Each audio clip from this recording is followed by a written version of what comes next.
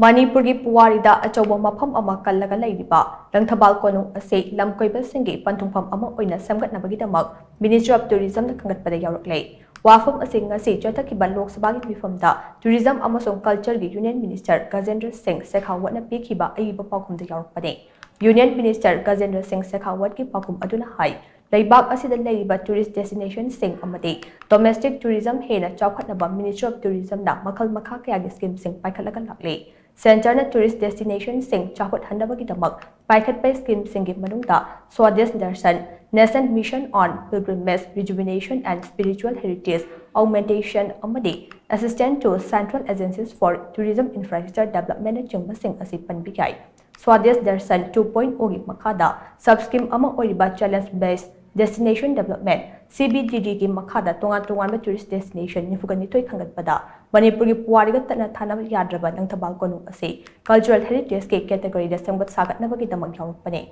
CBDD ki pantamdi tourist destination sing mapung fana Semgatuna Lam Koiba singda top maham ama pibani haina Union Minister Shing Sekhawat ki aiba pakum aduna makatare panba yabade Chahi chani ka nifu mangarum pharaba Manipuri puwari da achouba mapham ama kallaga laiba Langthabal Konung ase Maharaja Bhaiga Chanjana kumja Englishing amaga chatret